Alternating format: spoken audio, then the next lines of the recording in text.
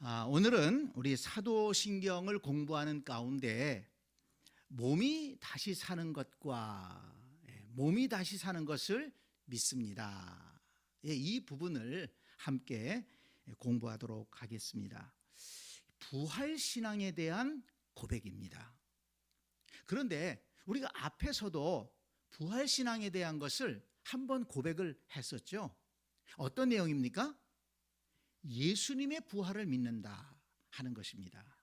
장사한 지 사흘 만에 죽은 자 가운데에서 다시 살아나시며, 이것을 믿는다고 고백했습니다. 예수님의 부활을 믿는다고 고백을 했습니다. 그런데 이번에는 누구의 부활을 믿는 것입니까?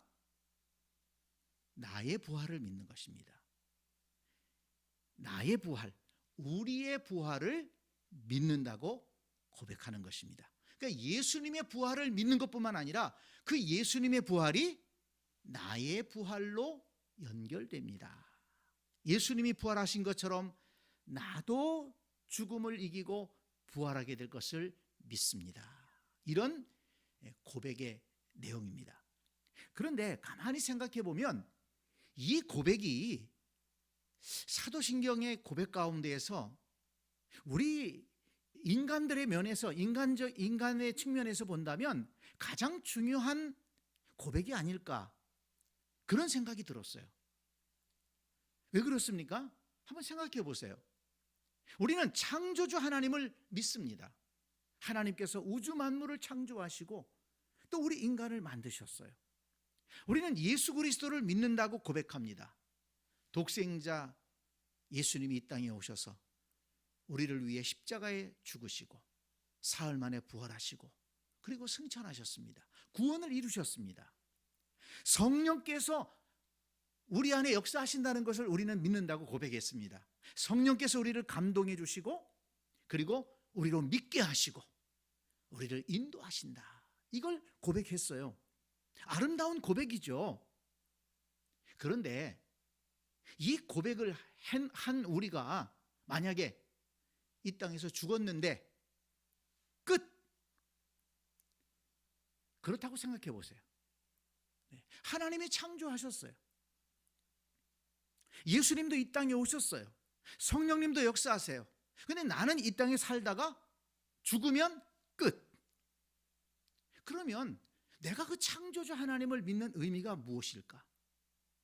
과연 예수 그리스도를 주님으로 내가 믿은 그 결과가 뭐냐는 거예요. 그 의미가 뭐냐는 것입니다. 성령님의 역사하시고 인도하심을 따라 살아가는 것의 의미가 뭐냐는 거예요. 그러다가 죽으면 끝.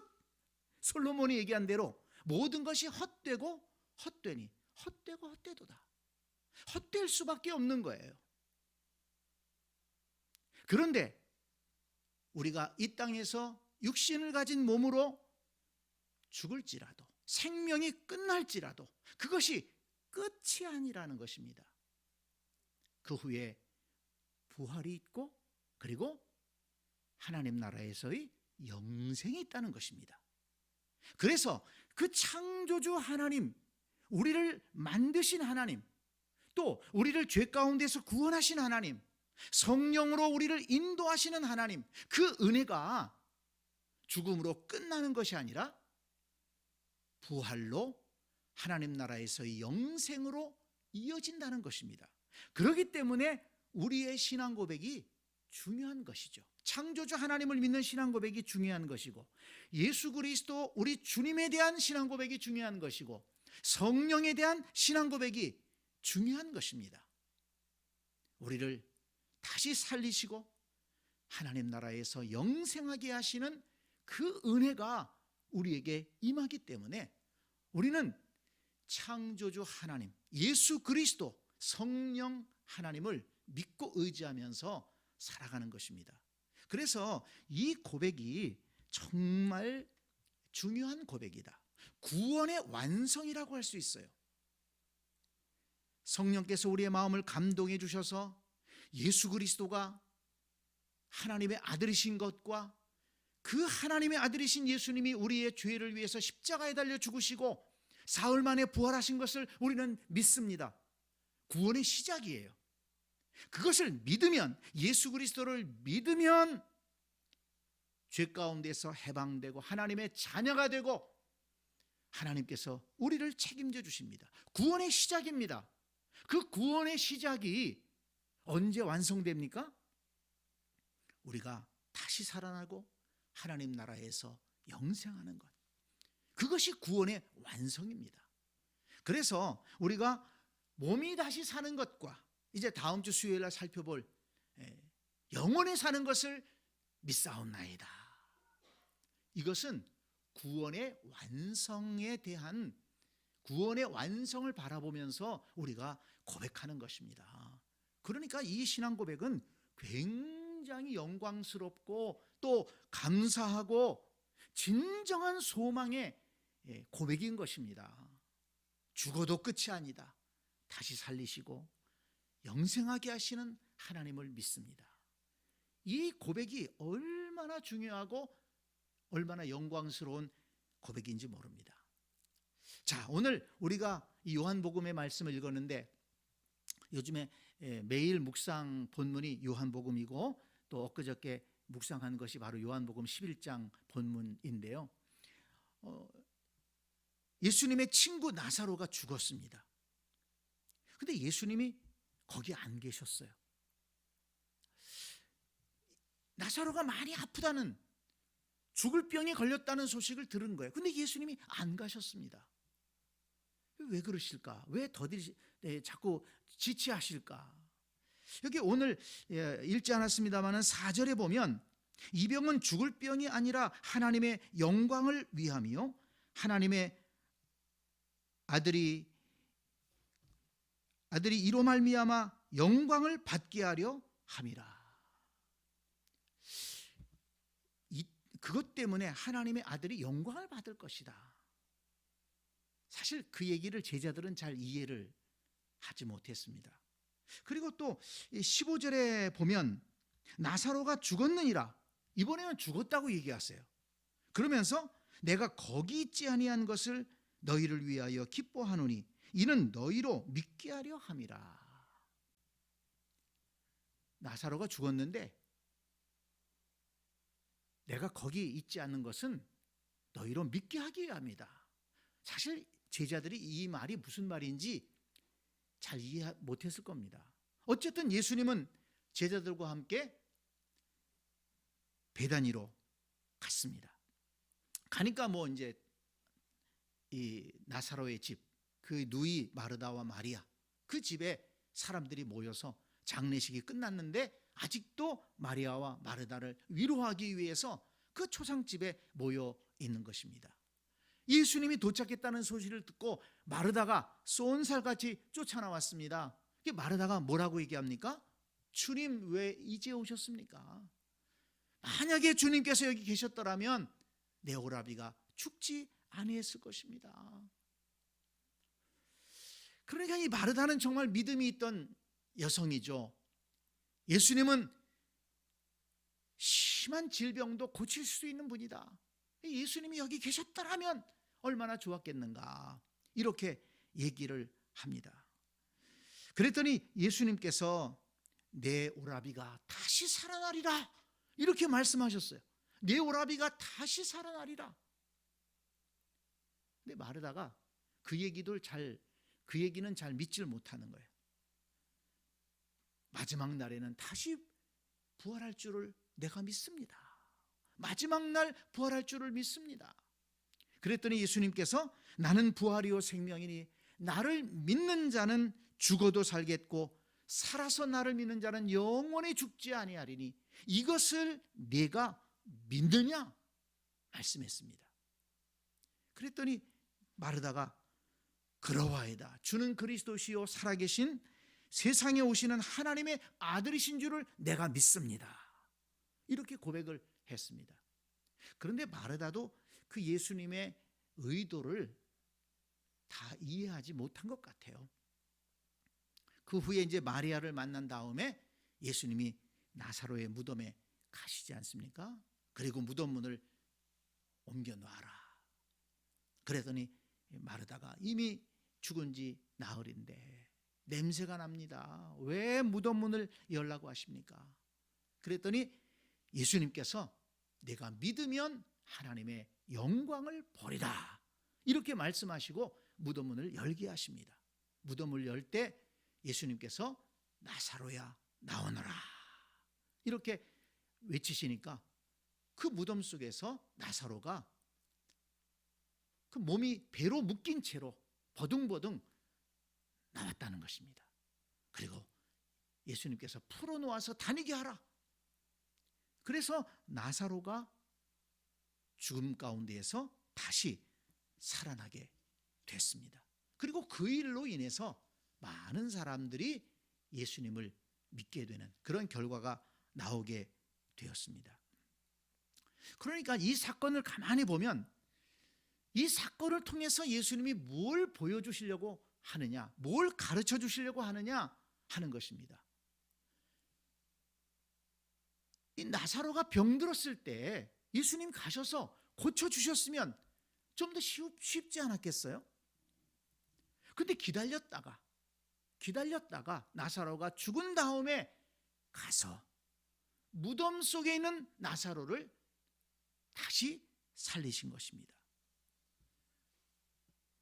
왜 예수님이 이렇게 하셨는가? 분명한 의도가 있다는 거예요. 베다니에 가시기 전에 분명히 말씀하셨잖아요. 이로 말미암아 하나님이 영광을 받으시고 이로 말미암아 너희로 믿게 하려 함이라. 무엇을 믿게 하기 위함입니까? 예수님이 하나님의 아들이시오 메시아로 믿게 하기 위함이고, 부활의 복음이 있다는 것을, 다시 살아나는 능력이 예수님에게 있다는 것을 믿게 하기 위해서 이렇게 나사로가 죽은 다음에 방문을 하시고 다시 살리셨다는 것을 우리는 알게 됩니다. 이 성경을 보면, 성경 말씀을 보면 부활의 복음, 다시 살아나는 이 사실에 대해서 구약에서도 신약에서도 아주 강조하고 있는 것을 볼 수가 있습니다. 이사야 26장 19절을 보면 주의 죽은 자들은 살아나고 그들의 시체들은 일어나리니 티끌에 누운 자들아 너희는 깨어 노래하라, 이렇게 기록하고 있습니다. 주의 죽은 자들이 살아날 것이다. 그들의 시체가 일어날 것이다. 또 다니엘서 12장 2절에 보면 땅의 티끌 가운데에서 자는 자 중에서 많은 사람이 깨어나 영생을 받을 자도 있겠고 수치를 당하여서 영원히 부끄러움을 당할 자도 있을 것이라 그랬습니다. 요한복음 5장 28절로 29절에 보면 이를 놀랍게 여기지 말라. 무덤 속에 있는 자가 다 그의 음성을 들을 때가 오나니. 무덤 속에 있는 자가 그의 음성을 들을 때가 온다. 선한 일을 행한 자는 영생의 부활로, 악한 일을 행한 자는 심판의 부활로 나오리라 말씀했습니다. 고린도전서 15장 51절 52절에 보면 보라 내가 너희에게 비밀을 말하노니 우리가 다 잠잘 것이 아니요 마지막 나팔의 순식간에 홀연히 다 변화하리니 나팔 소리가 나매 죽은 자들이 썩지 아니할 것으로 다시 살아나고 우리도 변화되리라, 이렇게 말씀하셨어요. 구약에서도 신약에서도 이 죽은 자들이 다시 살아나게 될 것을, 영광스러운 몸으로 다시 살아나게 될 것을 말씀해 주고 있습니다. 그러니까 우리가 성경을 믿고 하나님을 믿고 예수 그리스도의 복음을 믿는다면 다시 사는 것을 믿사오며 이 믿음을 굳게 가져야 한다는 것입니다. 또 예수님은 이 땅에서 사역하실 때 나사로만 다시 살린 것이 아니라 누가복음 7장에 보면 나인성의 과부의 아들을 살리셨고, 또 마가복음 5장에 보면 야이로의 딸을 살리신 사건이 나옵니다. 죽은 아이들을 다시 살리셨어요. 왜 그런 표적을 보여주셨을까요? 예수님께서 메시아의 심을 보여주는 것이고, 예수님에게는 생명을 살리는, 다시 살리는 능력이 있음을, 예수님 안에서는 죽음이 끝이 아니라는 것을 보여준 것입니다. 물론 나사로도, 또 그 나인성 과부의 아들도, 야이로의 딸도 다시 살아났지만은 나중에 늙어서 죽었을 것입니다. 그렇지만은 그 사건들을 통해서 예수님이 보여주시고자 하시는 메시지가 있는 겁니다. 예수님은 하나님의 아들 메시아로 오셨고, 그리고 죽음을 다스리시고 생명을 주시는 주님이시다. 이것을 가르쳐 주시기 위해서 오신 것이고, 그리고 예수님께서 마지막에 십자가에서 죽으신 다음에 장사된 지 사흘 만에 그 죽음의 권세를 이기고 예수님이 부활하셨어요. 그게 뭘 보여주는 것입니까? 예수님이 부활하셨어요. 죽음이 끝이 아니다.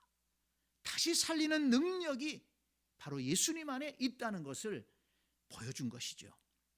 그래서 고린도전서 15장 20절에 보면 예수님께서 부활하신 것을 뭐라고 얘기하냐면 부활의 첫 열매라고 얘기합니다. 첫 열매. 그 왜 첫 열매라고 그랬을까요? 나무를 심었습니다. 과일 나무를 심었어요. 잘 돌봤습니다. 그러다가 첫 열매를 맺었어요. 근데 첫 열매를 맺었는데 이 첫 열매가 정말 탐스럽고 맛있는 열매예요. 자, 그러면 앞으로 그 나무에서 맺어질 열매는 어떤 열매일까요? 앞으로도 좋은 열매, 아주 맛있는 열매가 그 나무에서는 맺힐 것이라고 우리는 기대하지 않습니까? 그러니까 첫 열매로 예수님이 부활하셨다는 것은 그 후에 예수 안에 있는 자들도 부활할 것이다. 이것을 보여준다는 것입니다. 고린도전서 15장 22절에 보면 아담 안에서 모든 사람이 죽은 것 같이 그리스도 안에서 모든 사람이 살을 얻으리라. 아담 한 사람의 죄 때문에 인류에게 비극적인 상황이 찾아오지 않았습니까? 죽음이 인간에게 찾아왔어요. 인류의 조상 아담 때문에. 그 죄를 우리가 물려받아서, 원죄를 물려받아서 우리 모두가 죽을 수밖에 없는 존재가 되었습니다. 그런데 하나님의 아들 예수 그리스도가 이 땅에 오시고 우리의 죄를 위해서 십자가에서 죽으심으로 말미암아 우리로 하여금 죽음을 이기고 다시 살 수 있는 길을 열어주셨다는 것입니다. 그래서 아담 안에서 모든 사람이 죽은 것 같이 이제는 그리스도 예수 안에서는 다시 산다. 이것이 우리가 믿는 복음인 것입니다. 사실 이 부활의 교리는 참 너무 오묘한 것이기 때문에 세상 사람들은 믿지 못하고, 주님을 따라다니는 사람들조차도, 제자들조차도 잘 믿지를 못했어요. 그래서 예수님이 부활하셨다고 하니까 예수님의 제자 가운데 도마는 뭐라고 그랬습니까? 내가 눈으로 봐야 믿겠고 예수님의 옆구리에 창자국을 만져보고 손에 그 못자국을 만져봐야 믿을 수 있다. 이렇게 도마는 얘기했어요. 예수님께서 나중에 찾아가셔서 도마야 만져봐라. 너는 봐서 믿느냐? 보지 않고 믿는 자가 복이 있다. 이렇게 말씀하셨잖아요. 그러니까 부활이라고 하는 사실은 정말 믿기 어려운 것이죠. 그렇지만 성경은 우리에게 분명하게 약속하고 있습니다. 사실 이 부활이라고 하는 것은 창조주 하나님의 능력에 그 믿음이 기인한다고 할 수가 있습니다. 우리는 온 우주 만물을 만드신 하나님, 우리를 지으신 창조주 하나님을 믿고 있습니다. 그러면 온 우주 만물을 만드시고 또 우리를 흙으로 지으셔서, 사람을 흙으로 지으시고 그 코에 생기를 불어넣으셔서 사람을 만드신 하나님, 그 하나님께서 죄 때문에 우리 인류에게 죽음을 명하셨지만, 그러나 다시 예수 그리스도를 통해서 죽음에서 우리를 건지시겠다, 다시 살리시겠다, 창조주 하나님께서 그렇게 하시겠다는 거예요. 못 믿을 이유가 있겠습니까? 창조주 하나님께서 그렇게 하신다고 하시는데 그런 일이 없을 것이다, 그렇게 생각할 수 있습니까? 그러니까 이 부활신앙은 창조신앙, 창조주 하나님을 믿는다면 당연히 우리는 그 믿음을 가질 수가 있는 것입니다.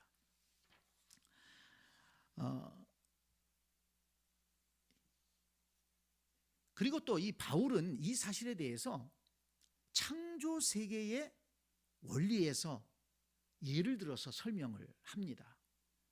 고린도전서 15장 말씀이 사실 이 부활에 대한 아주 중요한 교훈을 많이 주고 있는데요. 바울이 이렇게 얘기를 합니다. 누가 묻기를 죽은 자들이 어떻게 살아나느냐, 이렇게 묻는 자들이 있다는 거예요. 그때 바울은 이렇게 대답하겠다는 것입니다.